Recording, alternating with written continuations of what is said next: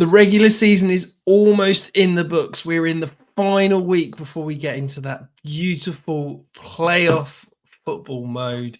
Tom, we are going to dive into every single matchup on this week's slate to make sure in those winning in situations, you are crushing it and getting into those playoffs. We're going to start the Carolina Panthers versus the Philadelphia Eagles. Now, a month ago, this might have felt like a very different matchup, but the Carolina Panthers are playing some pretty nice football right now. Any interest in them? It's kind of hard to look at it and go, which player would I be excited to start? Because obviously Bryce Young has been playing as well as he's played at any point within his NFL career, which I know the bar isn't terribly high. But he really is playing to a good standard right now. He's making throws that you just never saw him make previously. But then you look at what the Eagles did to the Ravens last week, who, one of the 2 or 3 best offenses in the league right now, and they completely just shut them down at points. So maybe we can see Carolina have a good game. They had a good game against the Chiefs, but the Chiefs defense seems to be on the wane at the minute. The Eagles, they allow the 5th fewest fantasy points to the quarterback position, the 4th fewest to the running back position, the 5th fewest to the wide receiver position, and the 7th fewest to the tight end position. So there's no vulnerability there, which looks like something they can target. When you look at DVOA, the Eagles rank 4th in pass defense DVOA, they rank 5th in run defense DVOA. So I really struggle with working out how I would want to attack this if I was going to attack it. Even Chuba Hubbard has been below 77 total yards in 7 of his games this year. He does have 6 top 12 finish, but he also has 5 below RB22. The Eagles, they've not allowed a top 10 running back performance all year. They've given up a grand total of 4 touchdowns to running backs all year, 4th fewest fantasy points allowed. Like, Hubbard would have been the player who we possibly would have said, okay, volume is king there. But now Jonathan Brooks is mixing in a little. It becomes even murkier. Now, I'm not expecting Jonathan Brooks to take a huge amount, but yeah, there's nobody there who I really feel excited about. Obviously, this feels like the smash spot of all smash spots for Saquon Barkley, which is quite poetic for us as people who faded and said some negative things about Saquon's chances for this year. To go into week 14, one of the most important weeks of the season, and Saquon gets to play a defense that ranks 29th in run defense DVOA and gives up the most fantasy points to opposing running backs. If you're playing DFS, though, and we'll get into this in the Fantasy Game Day video we do after this one, but I think there's some leverage to be had on A.J. Brown. He's 11th in receiving yards per game over the last 4 at 87.3, but it feels like people are fading him a little too much in favor of Saquon Barkley because the Panthers, they can't particularly defend the pass either, so I'd be looking at that. You can probably play Grant Calcaterra because it sounds like Dallas Goedert is going to miss out at least this game, if not more than that. Jalen Hurts should be fine. He's only averaging 24 passes per game since week 8, which is 33 out of 33 quarterbacks who've played 3 games in that period. But I think that sooner or later we're just going to get one of those kind of eruption spots from the Panthers where the passing game gets going because it hasn't looked bad. It just hasn't looked incredible because Saquon's doing so much. Yeah, I feel like with the Eagles, you kind of got to start with the obvious options. My nervousness is that where you say AJ Brown potentially, primed for that blow up spot, it just feels like Jalen Hurts. I still have issues about him as a passer. I know I feel like I bang on about this every week. I still don't think he completes the ball over the middle well. And I think run defense in the NFL, we can talk about good run defense and bad run defense. A lot of it is basically what a defensive coordinator is willing to do. Any team can stop the run if they're willing to stick 8 in the box or 7 in the box, depending on the offensive personnel. And it becomes a decision. If you're the Panthers looking at it, the way Saquon Barkley's been going the last few weeks, are you really gonna leave light boxes and say, yeah, run all over us? No, you're probably going to load the box and risk it outside. And I think that's probably their only chance in this game is to say, do you know what? Saquon Barkley's not going to beat us. Let's load the box and see if Jalen Hurts can do so. So maybe I'm sort of galaxy braining it and overthinking it, but I am a little bit intrigued to see if this could be the Eagles passing game that's asked to go and win the game. On the Panthers side, the only guy I can start is Chuba Hubbard, and I've got him as a back end RB2. I just think, Jonathan Brooks has had 5 snaps, 15 snaps. Could we see him get sort of north of that towards 20? Once you get into that, it's difficult because Chuba Hubbard, tough matchup. He's a good player. I don't think he's a great player. And when you're starting to take away that volume, it feels uncomfortable starting him. So yeah, I'm pretty much aligned with you there. Yeah, and I think the main way that Jonathan Brooks ends up seeing more touches is if the game's out of sight already, really. I don't think it's a situation where early on against this defensive line, he's going to get huge volume. But yeah, I'd just say like Carolina's defense has showed up a little bit. They've allowed 13 fewest receiving yards per game over the last 4. They've allowed 6 lowest yards per reception. So maybe I am being a little too optimistic on AJ Brown, but I feel like particularly in DFS tournaments, this is a big leverage spot. Yeah, no, it makes a lot of sense. And we've got Alex in the chat is asking a start sit question for us already. He is saying half PPR, Etienne, Chubb, or I presume that's Christian Watson, unless I've forgotten another Watson. Yeah, I guess that's Christian Watson. I think it's probably going to be Christian Watson for me. I mean, the Lions are quite vulnerable against the wide receiver position. They give up the 6th most fantasy points to the position. And when you look at both Chubb and Etienne, like Chubb put out some stats earlier on Twitter today about just how poor he's been. We'll get to that later. And then Etienne, I mean, he's been a top 20 running back once this year, maybe been a top 30 running back like one time in the last 5 or 6 games. It's just I can't do that. Yeah, I think it's Christian Watson for me. I would point out I've just pulled up my rankings here. I've got I've got Christian Watson, then Travis Etienne, Nick Chubb, all back to back to back. So it is very much a toss up for me, but I would lean Christian Watson ever so slightly. But if, like Alex, if you want your questions answered, we'll be here live answering 100% of your questions, every single start sit question, every single trade question. Get them in and we will answer all of them. Atlanta versus Minnesota up next. Now, the Vikings defense, we talk about this every week. They are so different. They are so unique. They do all sorts of different things. But over the last few weeks, they are becoming worse and worse defending the pass, and teams can get after them. Is this the blow up of all blow up spots for your guy, Drake London? Man, I really hope so. Like Drake London going on like a legendary run at this point in the season would be simply perfection, to put it mildly.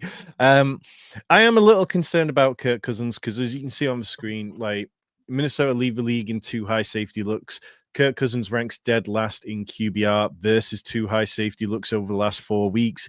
He's 30th in yards per attempt, has 0 touchdowns and 5 interceptions, ranks 36 out of 37 in completions over expected against them. They also, like, when you look at what Kirk Cousins has been doing, it just hasn't been particularly pretty lately. The flip side of this would be that obviously, we know the Vikings are going to blitz at an incredibly high rate, and Jacob Gibbs put these stats out on Twitter yesterday. But when teams blitz, he's been absolutely peppering Drake London and Darnell Mooney, and they've been even more productive. Their target per routes run jumps, their production on those targets jumps. So maybe they can be productive enough to drag him along with them. Outside of him, obviously, you start in Bijan Robinson, averaging 22.7 EPR points per game over his last 7. He's only been below 21.5 PPR points once in the last 7 games. And the real headache here, though, it's Kyle Pitts, isn't it? He's scored 2.1, 9.5, 1.9, and 0 PPR points over his last 4 games. 5% target share, which it's a 2 targets in week 13. And look, I'm no tape bro, but when you watch the footage, there was plenty of cut-ups of Kyle Pitts just looking slow, looking like he didn't really put his whole effort into the routes he was running last week. And I don't think I want to go into a must-need matchup with Kyle Pitts as my tight end in terms of where I've got him ranked. I think I pushed him outside the top 12. I'll just pull that up now. Yeah, I've got him as my tight end 15 this week.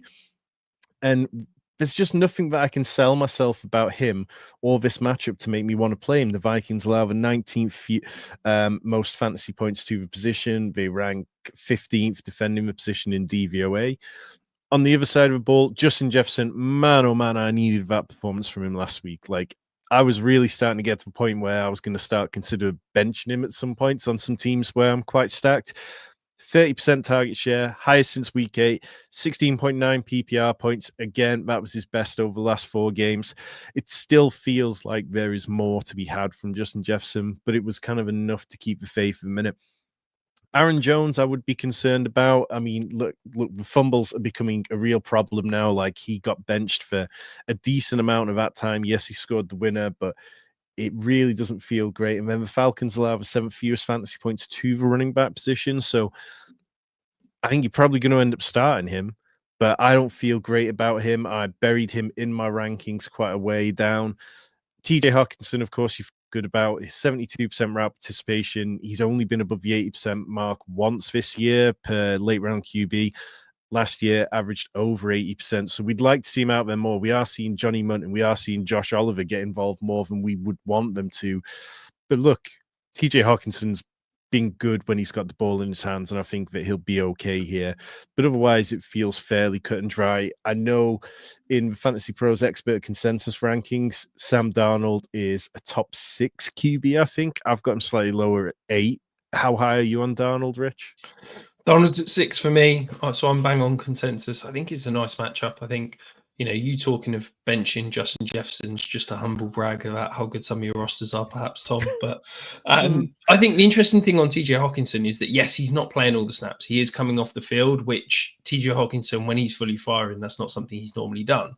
But the encouraging thing is that he's still running all the routes. Like, he's not coming off the field on good, passing downs, those high leverage third downs and things like that. When they've got to have it, he is on the field. It's those early downs, those run downs that are protecting him. And I think, to be fair, yes, I'd love to see him 100% of the snaps, but it's probably a better way to have it. And if we're going to get him off the field, let's get him off the field in those rundowns. I agree with you on Kyle Pitts. There's no way I'm comfortable starting him. He's well outside my top 12. I think I've got him 16 this week. Like, I just don't see a world just starting him. Potentially no Darnell Mooney this week. Does that bring you into any comfort level starting Ray McLeod? Or yeah, I think it's kind of fine. I mean, the thing with Darnell Mooney is probably something that's quite surprising to say a year ago, but now we're used to it, is he's so much more dynamic than Ray McLeod. Like, Ray McLeod's been fine, but he's not particularly a difference maker. It's more just that extra option. Like, I would feel more comfortable starting Ray than I would Kyle Pitts, but if Darnell Mooney doesn't play, then Drake London had a season high 42% target share last week against the Chargers. I think you could be looking at 40% again. Yeah, of course. We got Sam asking a couple of questions in the chat. Needs a win this week. Need one wide receiver, one flex from Brian Thomas Jr., Shakir, Deebo Samuel, Devonta Smith, Garendo, and Dowdo. So Brian Thomas is definitely somebody I'm quite interested in this week. I think that's one of my favorite games of the week, which we'll get to in due course. He's my wide receiver 24. Khalil Shakir, I've got down at wide receiver 27. Devonta Smith is somebody that I've kind of been waiting on the health status of. At the minute, I had him down at wide receiver 36, but I'd imagine he's probably going to come up. Would you start either of those running backs ahead of those wide receivers? No, I think for me, it's a toss-up, 2 of the 3 of Shakir, Smith, and Brian Thomas Jr. I've got it ranked Shakir and Smith. But if we're looking for pure upside, Sam, I think you've kind of got to roll with Brian Thomas Jr. Yeah. I think the pure upside is probably Thomas and Smith, but I think Shakir is worth a conversation. Yeah, I think like this one kind of comes down to what you projected for. Like, if you are shooting for that upside, very much agree. I do like Deebo this week, but I know that's a little bit of a Tom problem. But yeah, I think that Shakir and Thomas Jr., I'd be completely fine with that. I don't mind Dowdle. I think the Bengals, you can definitely run on them, but I think I'd struggle to put Dowdle ahead of those guys. It feels like a low ceiling option as well. Like, Dowdle has a good game. You're getting 12 points, maybe 15, something like that. He also asks K-Dot or Hawkinson. I presume that's Hawkinson for you. Let me just double check that one. I've got Hawkinson at tight end 6, K-Dot down at tight end 11. It just feels like K-Dot's kind of dropped off a lot since Mike Evans returned. Yeah, absolutely. And then at QB, Stafford or Russell Wilson. It's Russell Wilson for me. I am Stafford QB 16. Russell Wilson is my QB 11. So yeah, I'm there with you. Perfect. We're going to move on to, we talked about K-Dot, the Vegas Raiders versus the Tampa Bay Buccaneers. Mike Evans on the most ridiculous quest for 1,000 yards again. Tom, are we going to get there? Well, he needs 95.8 yards per game to get there, 479 over the next few games.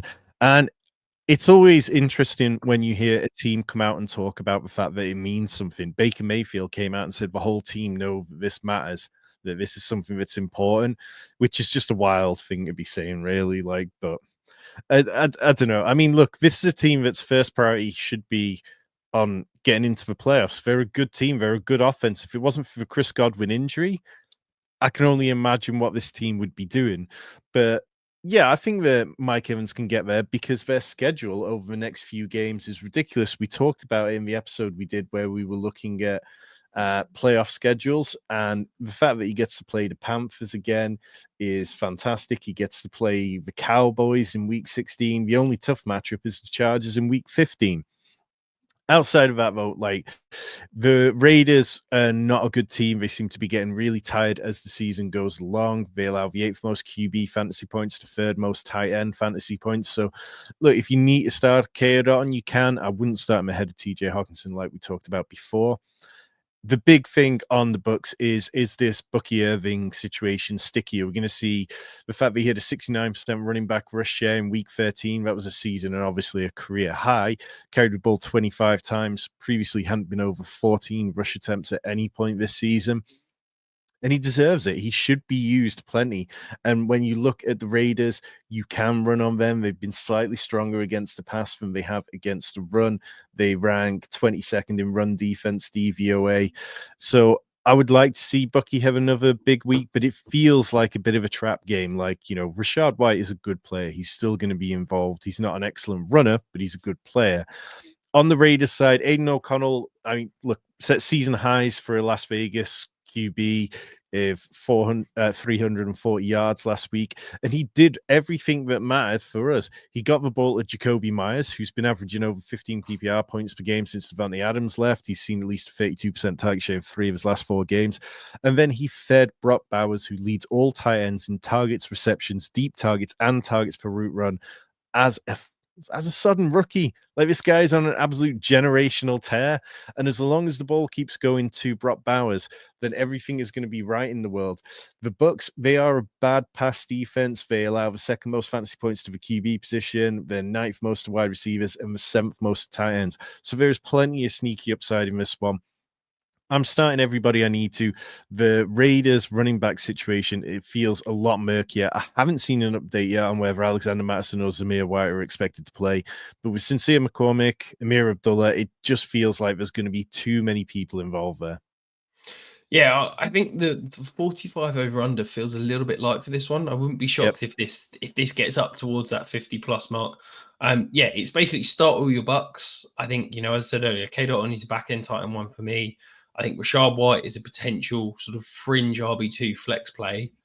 And it's Jacoby Myers and Brock Bowers. I want no part of this Raiders running back room, whether it's Amir Abdullah, Sincere McCormack, even if Zamir White or Alexander Mattison are back. I think it's going to be a bunch of them all getting touches, all cannibalizing each other, and I don't want to touch any of them. Jalen McMillan, I still hold up some hope for Dynasty, but he's not got it done. Like, I thought he was a second-tier prospect coming out. He's kind of shown it, to be honest, and you can't say that he's not had the opportunity.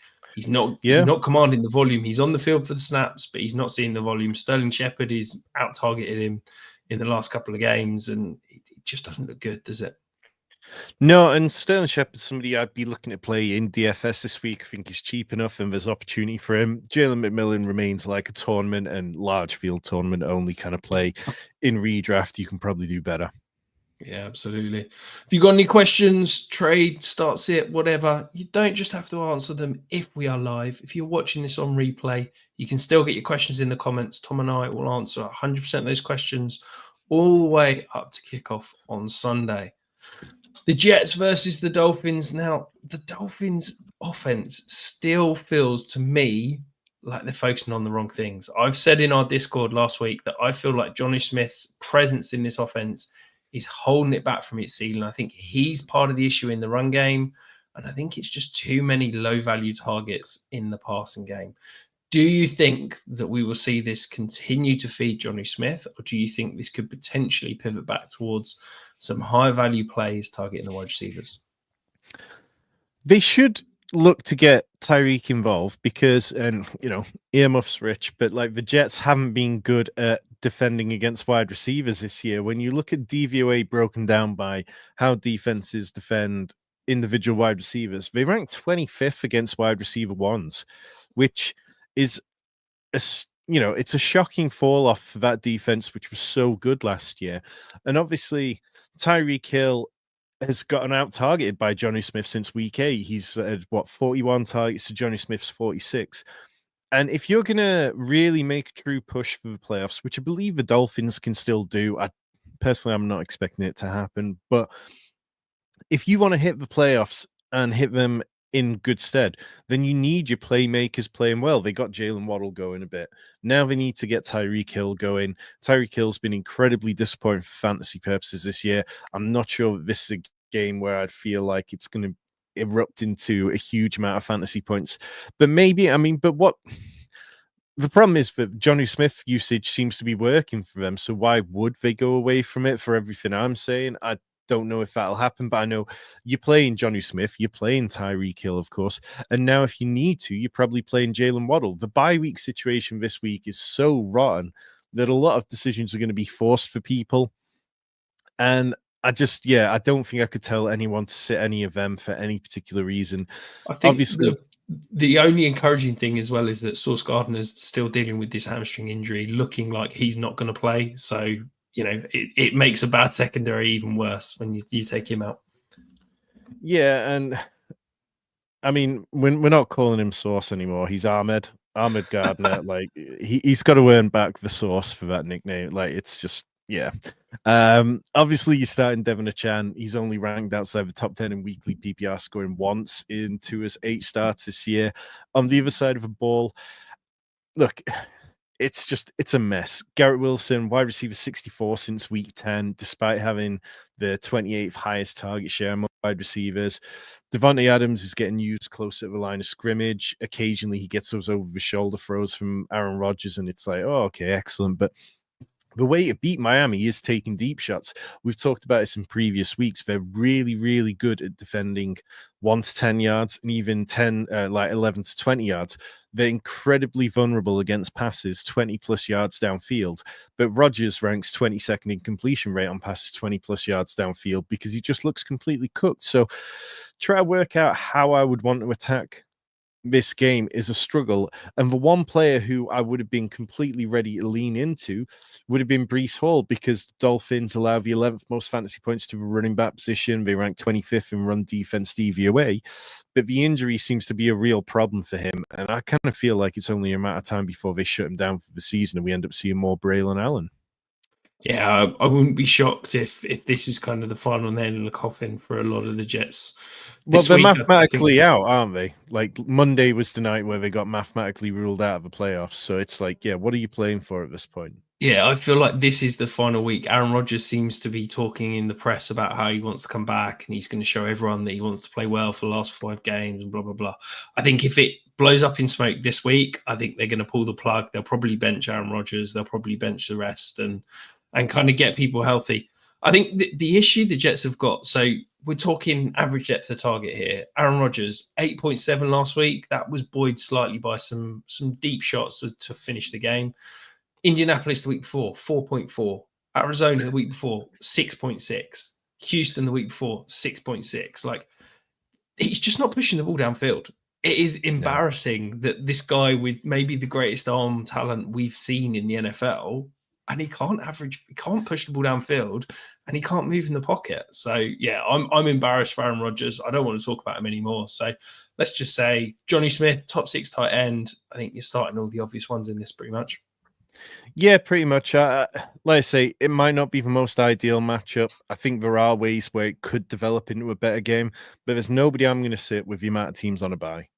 Yeah, absolutely that. We're going to move across New York to the blue side now. The Saints play the Giants. It's looking like Drew Lock is going to be under center. Does that change anything for how you're projecting this matchup?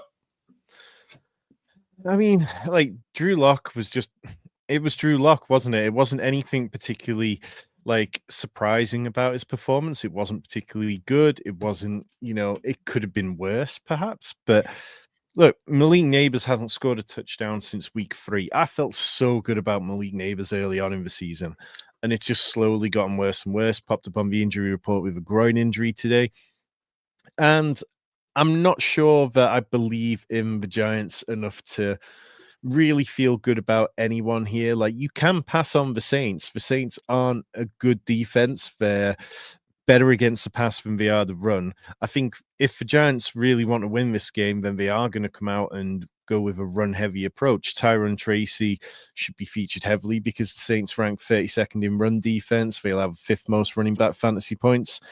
They also allow over the 7th most wide receiver fantasy points. So maybe we get one more good Malik Neighbors game before the end of the season. But he seems pissed off. He seems like he doesn't want to be out there at the minute a little bit and just wants to get to the offseason and have a proper quarterback there. So I'm a little down on Neighbors compared to what I would like to be. The Saints side, this one, I mean, it's the nut matchup for Alvin Kamara. Rich Rebar put out this stat on Twitter early this week. Alvin Kamara is 106 yards away from his first 1,000 rushing yard season ever, which is just perplexing when you think about the fact that this is a guy who's been in the league for 8 years, but he's kind of come close to it on a number of times. He hit 932 in 2020. And the Giants, they allow 5.1 yards per carry. They allow the highest explosive run rate at 8.2%. They allow the 4th most rushing yards per game. It all feels like everything is stacking up for Kamara to have an explosive game, particularly with Taysom Hill out, particularly with Eric McCoy, the Saints starting center, coming back off IR. Everything sort of suggests Alvin Kamara, nuclear game. If you need to start Marquez Valdes-Scantling this week, I get it. Obviously, there is such a low floor there. But what MVS has done over the last 3 games, 7 catches for 232 yards, 4 touchdowns, pretty fantasy relevant. And the Giants, they play the 4th most single high coverage. Derek Carr's 3rd in QBR over the last 4 weeks against single high, 9th in completion rate over expected. He's been pushing the ball downfield. He's been playing fairly well. And I think that the connection between him and MVS seems pretty decent. I know a lot of people are excited about Juwan Johnson this week in DFS, but look, just don't be surprised when Foster Moreau snipes a touchdown. Yeah, look, doing the start sits for this game is pretty ugly. You start the running backs, Malik Neighbors if he's healthy, and I don't really want anything about that. There's a reason there's a 40.5 over under. Yes, I love Alvin Kamara because there's basically nothing else on this Saints offense. I feel like every other touch is going to be Alvin Kamara. And can you blame them, really? No. Let's move on quickly to another very, very low over under. The fun Cleveland Browns versus the less fun Pittsburgh Steelers. 41 over under, Tom. Do you think that Jameis could score that on his own?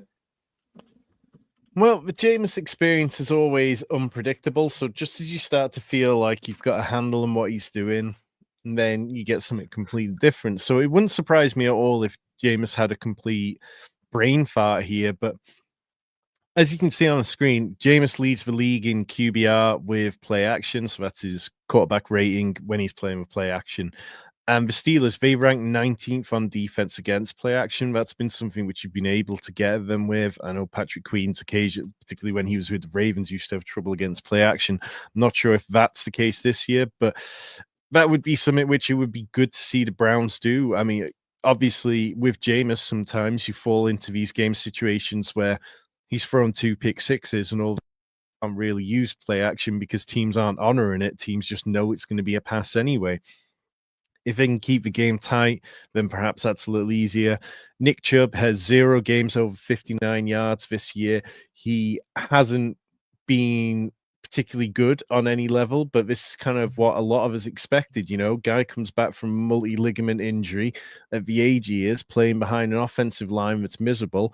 And There should be no surprise about the fact that he ranks 34 in yards per game, 54th in yards per carry, 23rd in opportunity share, 35th in touchdown rate, 45th in missed tackles forced, and a whole bunch of other stats that just suggest Nick Chubb isn't doing anything, and right now is an incredibly touchdown reliant RB3 at best. I think that it's much easier to look at what the Steelers are doing, and much as I hate it, Najee Harris is having a good year. He had a season high 6 catches, 54 yards in week 13. Just it seemed like Jaylen Warren was getting going. And that kind of took away some of the game flow from George Pickens, who had a 16% target share against the Bengals. That was his lowest share this year with Russell Wilson at quarterback. The Steelers, both these teams like to stick to the coverages that they use. They both play a lot of single high coverage. The Steelers lead the league in it. Cleveland is second in it. And I just feel like that we're not really going to see anything that surprises in this game. You know, you've got Russ, who's had 6 touchdowns and 1 interception versus single high, third highest QBR against those coverage. They know how each other wants to play. It was only a couple of weeks ago that we got that snow game. And in the first half of that game, things were going pretty much how you'd expect. So I'm still not starting Pat Freiermuth. I know he's had a couple of touchdowns with Russ now, but it just feels like there are plenty of games where Russ just doesn't see him at all. Yeah, I think I've got him as a fringe starter. I think, look, Russ has settled into this. He is deep shots or checkdowns. He attempted 35 passes last week. 25 of those went to running back and tight end. Like, Pat Freiermuth saw 7 targets, Najee Harris 6, Jaylen Warren 4, Michael Pruitt even saw 3. Like, it is absolutely wild what he's doing. He's just completely ignoring the middle of the field, which, you know, it's working. Fair play to him. I think, I like the Steelers side of things much more. This feels like it could be a blow up for the Browns again, but I'm a little bit more nervous, as you said, about that Steelers defense potentially shutting down Jameis a little bit more than previous weeks. Also worth mentioning, Cedric Tillman, he's out with a concussion at the moment, could potentially still play, they've said. If he comes back, I think maybe it's just one too many mouths to feed, and I feel a little bit nervous about all 4 of the receiving options in Cleveland maybe not getting home. Before we move on to, I think, Tom and I's favourite matchup this week, though, remember, you can still get all those questions answered, whether it be start, sit, trade, or anything else. Get them in the comments below. Jacksonville versus Tennessee. Tom, 39.5 over under. Mac Jones under center. Will Levis under center. Yet you and I still both really, really like this game. What is it that has got you interested in this matchup? The Jacks can't defend anything. It doesn't matter what we're talking about. Like, they can't defend the run. They were fairly good against the run to start the season, but defenses, they tend to wear down when you're constantly like having to chase game scripts because you're losing. It's hard to defend the run. So look, the Jags, they rank 32nd in pass defense DVOA in terms of total fantasy points allowed to various positions. They allow the most of the quarterbacks. They allow the second most of running backs. They allow the third most of wide receivers and the 6th most of tight ends. They just are not a good team on the road. They also rank 32nd in DVOA. And I can't understand how the Jags are going to stop Will Levis this year. Now, Will Levis obviously is a bit of an up and down quarterback. He does rank quite well over the last few weeks. He's 7th in QBR versus man coverage since week 8, which is what the Jags play. They play the second most man coverage. They're very rigid to it. And Will Levis, despite the fact that he's been taking all these sacks, he's played well enough to keep the Titans in games at times. I think that Will Levis probably has the nicest run-in of any quarterback over the rest of the season. Colts the week after, and then the Jags again. Like, look, if you're hurting at QB, Will Levis needs to be rostered. I think that he has plenty of upside, very aware of his downfalls, but like what the Titans are doing, they're a plucky team right now, and they're playing for jobs. Like, this is the Calvin Ridley revenge game. Ridley has been okay. Yes, he hasn't found the end zone quite as much as we'd like. Nick Westbrook-Ikine, though, keeps doing it. 8 touchdowns on 20 catches is one of the most ludicrous stats that I've ever heard. And I think that you can look at everyone and be confident in them. I would be fine starting Tony Pollard. I think that he's probably not going to be quite as popular as he deserves to be, but when you look at the Jags defense, they allow 1.23 running back touchdowns per game, the ninth most rushing yards per game at 133. Pollard has only one top 12 finish in his last 4 games, but they've had tough games against the Chargers and the Vikings in that stretch, despite the fact that Tajay Spears was back last week. We still saw Tony Pollard dominate 40-14, and he's at his 2 highest running back rush shares of the seasons over the last 2 games. So feel very confident in the Titans side of things. I think if you need a dart throw, Chigakonko seems to be getting more involved lately. I really don't feel amazing about that, but he just does seem to be getting slightly more involved in this Jags defense. On the Jags side of things, look, I'm never not playing Brian Thomas. Like, Brian Thomas is a stud. We saw it last week. Mac Jones wasn't driving the ball downfield to him, so he just came closer to the line of scrimmage, picked the ball up, and just ran 40 yards or so instead. Brian Thomas can absolutely get it done. Parker Washington, 28% target share against Texans. Previous target share high this year was 20%. That was late round QB, who put that out on Twitter. And if you need somebody as a desperation play because the bye weeks are tough, I don't mind going with Parker Washington, because those kind of layup targets, you know, they tend to be easier to come by sometimes, particularly if you think that Brian Thomas struggles. So, yeah, it feels like there's plenty of upside to this one, but I don't think there's anybody that I'm going out of my way to fade. No, it makes a lot of sense. And you hyped him up. You talked about him at the top. Tony Pollard, your start of the week. I see your Tony Pollard start of the week, and I raise it. Calvin Ridley start of the week. The Jags top 10 defense with Tyson Campbell active, bottom 3 with him out inactive. He's not practiced so far this week. It's looking like he's inactive. It's Calvin Ridley revenge game. He was not particularly happy with how the Jags treated him at the end of last year. I think it could be an absolutely massive week. You talked about Will Levis. I'm really excited about what he could do this week. I think he's an absolute smash spot. You pretty much covered it, though. I do like Will Levis this week. I think he is that fringe QB1, which, yeah, who'd have thought we'd be at this point in the season talking about starting Will Levis in 1 QB leagues. Tyler is asking, in a QB conundrum, Levis, Wilson, Caleb, Winston, in a win and in play this week, who are you going for? So it's Levis. I mean, like, well, I could understand Russell Wilson there for sure. James Winston, I feel less inclined to go for, but yeah, I mean, a lot of this comes back to, it's a bit of a chicken shit answer, so I apologize, Tyler. But like, when you're looking at this, it kind of depends on the roster, it depends on your opponent, and you know, if I feel like the QB position can get me 16 points and that will do, and the rest of the lineup will take care of itself, then maybe I would go with Russell Wilson. But if I want 20, I think it's Will Levis. It's Will Levis for me as well. I think he's the play, no matter the situation, quite frankly. And then Alex is asking, Jordan Love or Russell Wilson this week? That's Jordan Love for me by quite a bit. Yeah, Jordan Love, top 6 QB for me. Russell Wilson, QB 11. And talking about Russell Wilson, we're going to go across to his former team, Seattle versus Arizona, up next.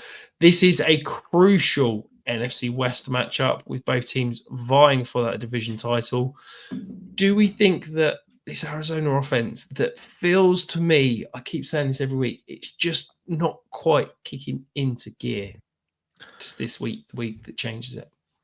Well, every week we come on here, and every week I bitch and moan about the fact that Kyler Murray gives me more headaches when it comes to rankings than literally any other quarterback in the NFL this year. This week he is my QB5. But then you look at the fact that on screen I've got Kyler's been outside the top 20 quarterbacks in 3 of the last 4 games. If he's not breaking those long runs, it becomes really difficult imagining where the ceiling's coming from, and it's probably a ranking which I'm going to tinker with slightly after we get off here. The Seahawks, their defense hasn't been particularly good this year, but this game, when they played a couple of weeks ago, finished 16-6 to the Seahawks. It wasn't like this was a classic with a lot of points, which when we came on and previewed that one, I really did think had an opportunity to be a very high point score.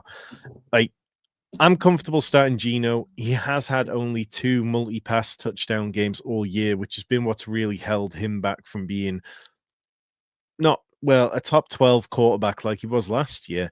JSN, You got to start him. Only one single-digit PPR game since week 3.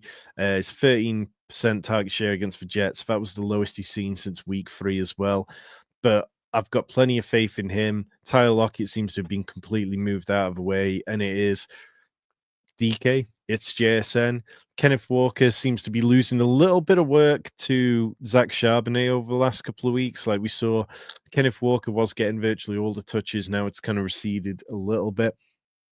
But I don't think that the Cardinals are a team who are particularly vulnerable to the run. They're middle of the pack in terms of fantasy points allowed. They rank 12th in run defense DVOA, which is a surprise to me, given that I still struggle to name too many defenders on the Cardinals. Trey McBride, though. Peter Baker and friends. That's what you need to know. Yeah, exactly. McBride, 4 games over, 96 receiving yards, 0 receiving touchdowns. Like, please, let's just get this man a receiving touchdown before the end of the season.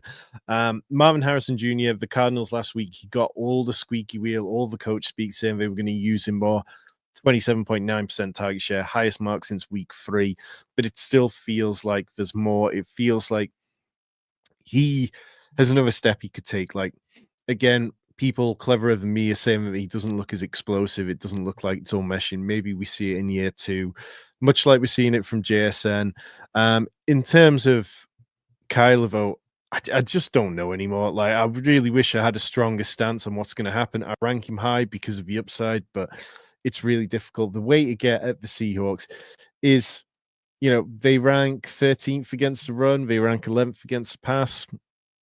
They're an okay unit, but they're not a good unit. I think it's kind of like, you can run on them when you want to. Yeah, and it feels like this Seattle defense is starting to round into form. I feel like they're starting to kind of hit their straps with the new head coach. And I could see a world where the Cardinals struggle, but I still think you've got to start them. I still got, Trey McBride, James Conner. I've got Kyler as a top 5 QB for me this week. I'm a little bit more nervous on Marvin Harrison. I've got him in that kind of wide receiver 3 range. Whereabouts are you on him? Let me see. He's somebody that kind of like I always start wanting to rank him a bit higher and he drops. I've got him at wide receiver 25. Okay. Yeah, so similar, a bit higher than I, but not a million miles away. The other interesting nugget to watch is with the Cardinals offense is that Michael Wilson last week, he moved into the slot, which is a new role we've not seen him in. So far this year, it's very much Marvin Harrison plays every snap outside. Michael Wilson, when they're not in 3 tight end sets, plays every snap outside. And then they've used Greg Dortch in the slot. They've pivoted that. Michael Wilson has gone into the slot. Zay Jones is playing more outside. And if that is the case, Michael Wilson could potentially start to sneak on some fancy radars. Obviously in some deeper leagues, but could be worth a little sneaky buy in some of those deeper dynasty leagues as well. Remember, if you've got those questions for us, get them in. Start, sit, trade, whatever you want, we'll get them answered. Buffalo versus Rams. We're getting some juicy over-unders now, this part of the slate.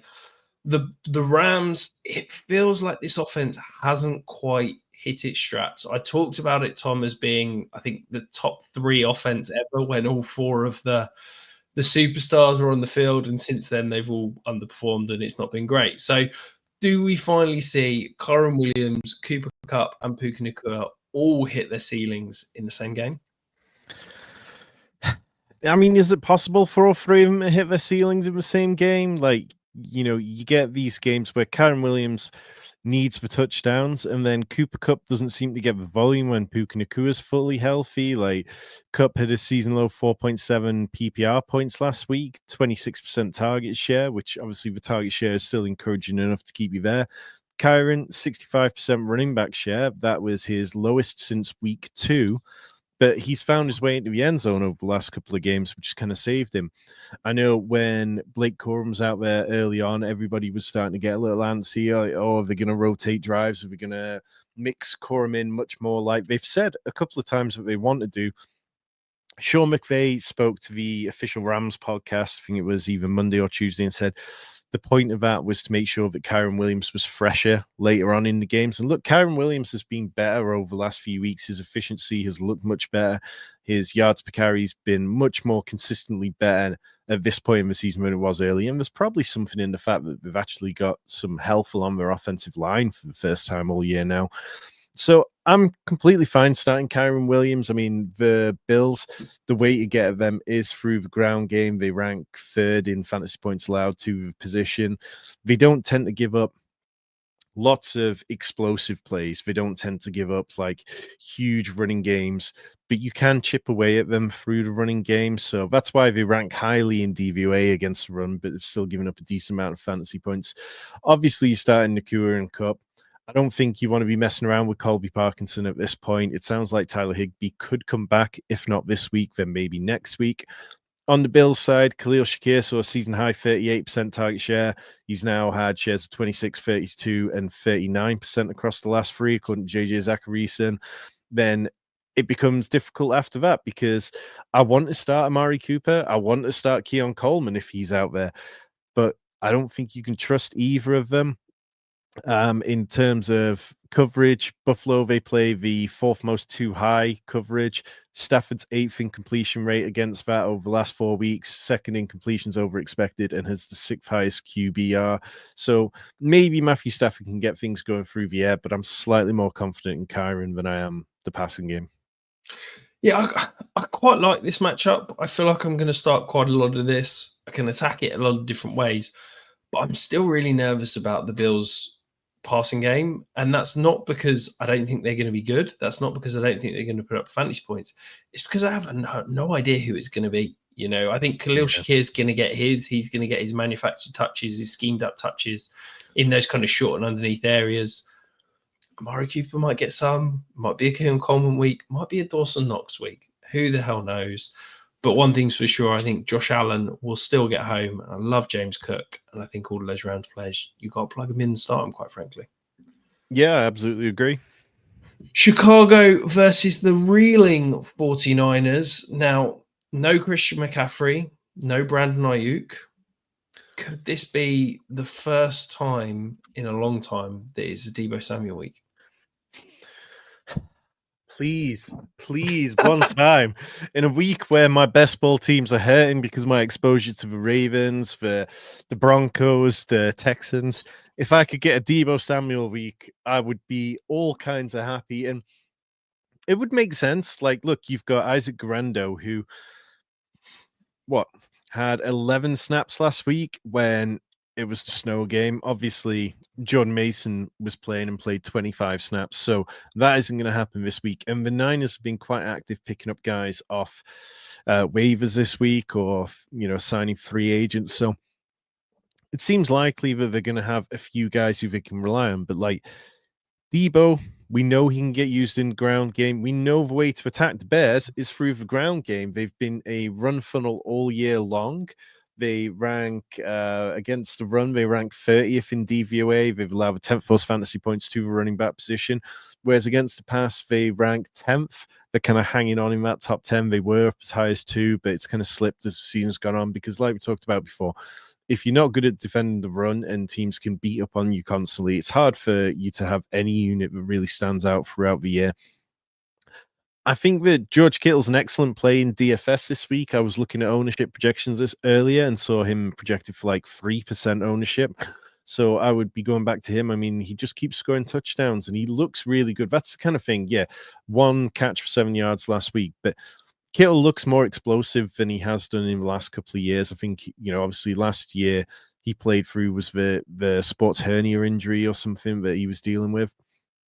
So I'd be okay with him.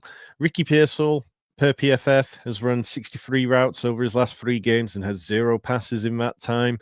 Obviously, Juwan Jennings is always kind of like a fringe starter, but it hasn't been as good over the last couple. Maybe this week he gets going. Chicago played the 4th most single high coverage. Brock Purdy's 19th in completions over expected against single high over the last 4 weeks, but there's probably a little bit of funkiness in there due to some of the matchups and due to some of the injuries they've been dealing with. No Trent Williams. I don't know if Trent Williams is coming back. I was listening to, I think it was the Athletic podcast this week, just in passing said Trent Williams has some off-field issues with his family that he's trying to sort out, so I believe his 1-year-old twins have both passed away, so I don't know if he's going to be playing this week. I mean, yeah, there's some things that are just more important. On the Bears side, look, everything just switched when they changed OC. Now, obviously, they've changed head coach. and they deserve to after the debacle on Thanksgiving. Like, that was probably one of the most hilarious and disappointing endings to a game ever. But over those last couple of games, 3 games since Shane Waldron was fired, DJ Moore, 30 targets, 265 receiving yards. Keenan Allen leads the Bears with 31 targets, 200 receiving yards. Roma Dunze, 26 targets, only 129 receiving yards, which is a bit disappointing. I really hoped coming out of the bye he'd be better. And then Caleb Williams, over 23 fantasy points per game without Shane Waldron this year. That's 10 more than he had with Waldron.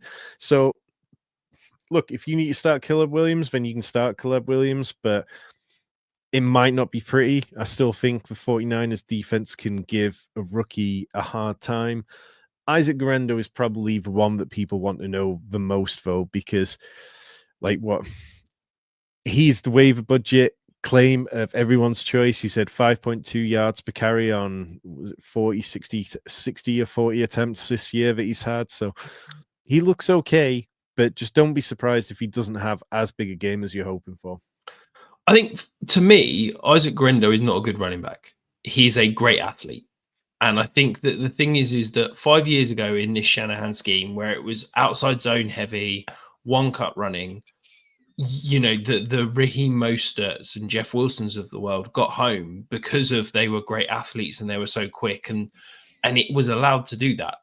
This Shanahan scheme has moved away from that as the core running scheme. We see it run a lot more complex run schemes, a lot of duo, a lot of different things. Yes, it's still a great run game, but this isn't the case of any running back in this offense is a superstar. So I'm nervous about Guerendo this week. I think he's a back-end RB2. Yeah. I'm a little bit intrigued. Call this my Jets fandom, but Israel Abanikanda, I can never get his surname right.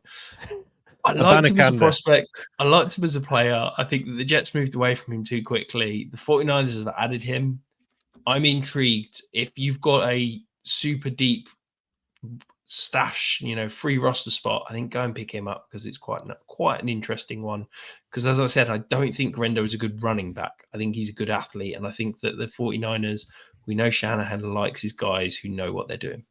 Yeah, and we're going to get to Bryce's question in a minute first, but, since I've got the microphone, I'm going to ask the question first because I managed to pick up Guerendo for $23 out of $1,000 waiver budget on FFPC, thanks to most of my other co-managers left in the league not having anything left.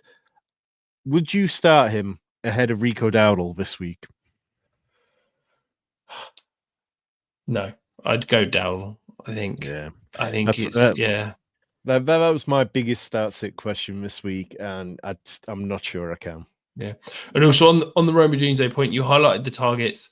Over 50% unrealized air yards the last 2 weeks. He's getting those deep shots. It's close. It feels like there could be a blow-up week coming. Sorry, Bryce, we kept you waiting with your questions there. Start one. I presume that's Jayden Reed or Shakir. That's Jayden Reed for me. Yes, Jayden Reed for me as well. We'll get to that matchup shortly, but I'm quite high on Jayden Reed. And then on your tight end one, it's Sam Laporta. The way the Lions have pivoted over the last few weeks, they're just targeting Sam Laporta far more in the red zone than any other player on the team. Yeah, it's still Evan Ingram for me. I feel like it's just spam, PPR scam. I feel like he's going to get 6, 7, 8 targets. I think if you're looking for ceiling, I think it's Laporta. I feel like if Laporta doesn't score a touchdown, you're probably going to be disappointed. But if you want your questions like Bryce, remember, get them in. Even if we're watching this on repeat, you can still get those questions in. Tom and I will answer 100% of those questions all the way up to kickoff. And while you're down there near the comment section, hit the thumbs up, hit the subscribe, help us spread the word. The LA Chargers come to town with the Kansas City Chiefs. Tom, Isaiah Pacheco eased back in last week. Do we think that this could be a 70, 80% Pacheco workload? Or do we think it's still going to be quite a split between him and Hunt? I think it's going to be a little bit of a split, and it's just going to be quite gradual until we get to the playoffs because although Isaiah Pacheco had that one run, which was longer than anything Kareem Hunt has had all season, I don't think he looked all the way back, and that's fair coming off the leg break that he had. Hunt only played one more snap than Pacheco. They each carried the ball 7 times. Hunt did run more routes than Pacheco. And I think that's kind of what we see. We see a little bit of that. And it's not particularly a great matchup for running backs anyway. The Chargers, 14th in run defense, DVOA. They've allowed the 6th fewest fantasy points to the running back position. This is a good defense. They rank 4th in DVOA on the road. I'm expecting the Chargers to travel well here. They should bounce back slightly from the fact that Justin Herbert is coming off a season low 8 points last week, which was really disappointing, just as it felt like we were starting to trust them. The Chiefs, they play the 3rd most too high coverage. Justin Herbert, 26 in completion over expected over the last 4 games, 10th highest off target throw rate. It's hard to do good things when you've got this wide receiver room. Lad McConkey seems incredibly beaten up. Accusations are going to keep coming that he's just not quite got the build to really handle a full NFL season. I mean, I believe he dealt with plenty of injuries, didn't he, at Georgia? He was always struggling to be on the field. Yeah, so 50% target share for Lad McConkey last week, averaging 16.8 PPR points per game over his last 6. Lad McConkey is #good at the game, but you just kind of have to deal with the fact that he's going to keep leaving the games constantly because he gets banged up and knocked. And I'm not sure he's quite enough where I can see Justin Herbert having a true nuclear outcome against this defense. But the Chiefs' defense is absolutely on the wane. I think it was Ian Hartitz, Fantasy Life, put it out this week that the Chiefs' EPA over the last few weeks, they ranked 22nd. They're really struggling. Their corners aren't doing a good job. And I just feel like sooner or later someone is going to lay the smackdown on the Chiefs. Maybe that's just hope from me, but I don't know whether it's going to be the Chargers either. But it's coming. The Chiefs, they feel fairly predictable with what there is on offense right now. Like DeAndre Hopkins isn't going to run more than 2/3 of the routes. He's not hit that at any point since he got there, but he's going to be productive when he's out there. Travis Kelce will be mostly productive week to week. He's had over 60 yards in 5 of the last 6 games. It hurts when you don't get a touchdown. But look, 60 yards at the tight end position is still better than the vast majority of the field.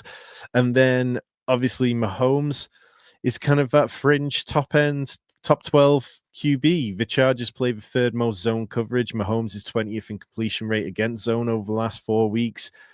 That's been the kind of book all year. He's okay.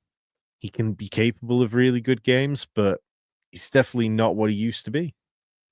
Absolutely. And I feel Xavier Worthy, if you look at the games, it's been so close the last few weeks. I feel like this deep shot to Worthy is coming. And if that comes, maybe it opens it up. Maybe it means Patrick Mahomes has a good week. Maybe it means Xavier Worthy opens things up underneath for Hopkins and Kelce. But it does feel like the Chiefs know when they get to the playoffs, they need a ceiling on this offense. And the only way they're going to get there is if Xavier Worthy is a big part of it.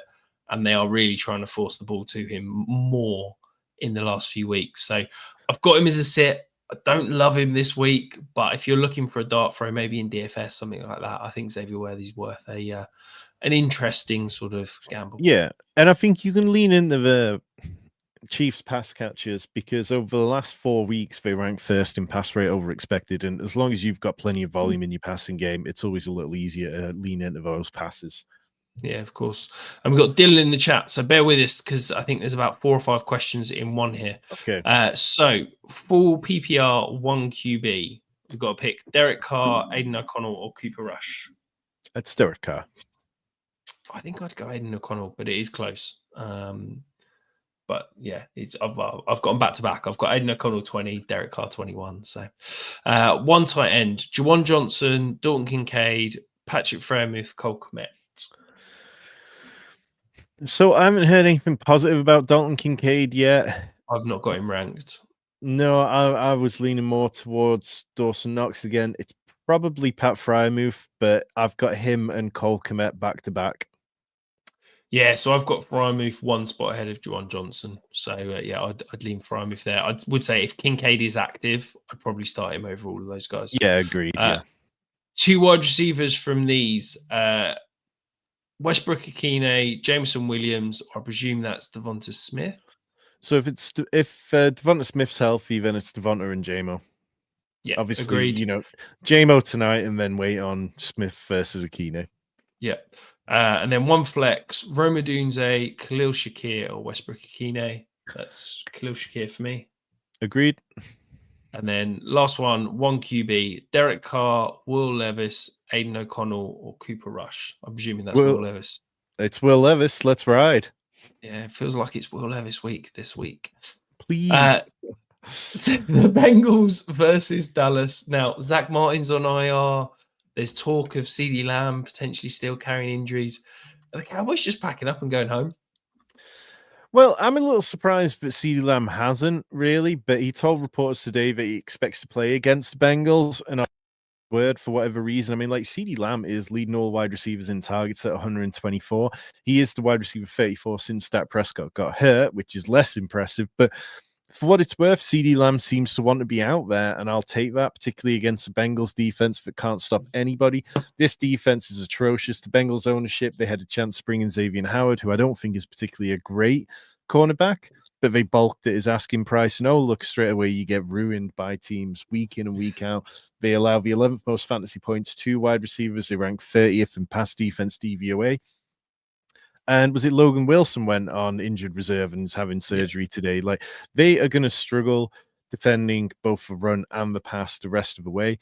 Their only hope is to win games, is just a boat race, which they're fully capable of. Like, Joe Burrow is playing to an incredibly elite level right now. If they had even the 15th ranked defense in the league, this is a team that could be Super Bowl worthy. But instead, they're going to not be high enough to get a true elite talent in this draft, but miss out on the playoffs, which is not where you want to be. You want to be one place or the other. Obviously, you're starting Jamar Chase, T. Higgins, 31% target share per game over the last few games. He's averaging over 18 PPR points per game, both career highs. And then Chase Brown, in the 4 games without Zach Moss, he's seen running back rush shares of 100%, 100%, and 92% and 100%, 19 PPR points per game in those. Obviously, you can run on the Cowboys. They allow the 4th most running back fantasy points. They rank 29th on run defense DVOA. So very much in on all the Bengals options you'd want. We know that Mike Gesicki isn't really an option when T. Higgins is out there. Then on the Dallas side, I mean, yeah, CeeDee Lamb, you're starting him.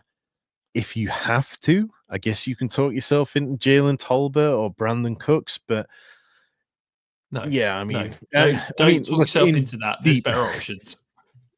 And then if Jake Ferguson misses out, I would start Luke Shoemaker. I know you've got him down as a sit here, but the Bengals allow the 2nd most fantasy points to the tight end position. Yeah, I just don't want any part of this. I get the Bengals are terrible, but I just don't trust Cooper Rush. I don't trust this Cowboys offense to put up points. Yeah. I feel like it's Dowdle, it's Lamb, and then it's all the Bengals for me. I would say Chase Brown has been incredible. He looks so explosive every time he touches the ball. I'm a little bit worried about the volume that he's carrying right now. But, how high have you got him? I know you updated your dynasty rankings today, Rich. How high have you got him now? Oh, that's you put me on the spot now. I've got to open another tab. I would say this week he's my RB4 this week, so I'm very excited about him. Chase Brown is currently my running back 10 in Dynasty. So yeah. Yeah, one of our Discord members, Gary, if you want to be like Gary, hit the join button down below and come and join our Discord from $1 a month. He sent me a very fair trade off Chase Brown. I just couldn't do it because I was like, I do not have enough Chase Brown. And I feel like in 6 months, I'm going to feel like I have far too little. Yeah, my 2nd most rostered running back in best ball. If Chase Brown and Brian Robinson go hot through the playoffs, it could be a very good Christmas in the Cooling household. But we've talked about some nice matchups, some bad matchups. To me, the game of the week is happening tonight. The Packers versus the Lions. It's just a case of start everyone in this one, right? Yeah, I think so. I mean, I haven't seen enough of a negative to make me want to sit Jameson Williams. It's not been quite as kind of crazy at times. He's a volatile fantasy asset, and you roster somebody like Jameson Williams, so you have to embrace that.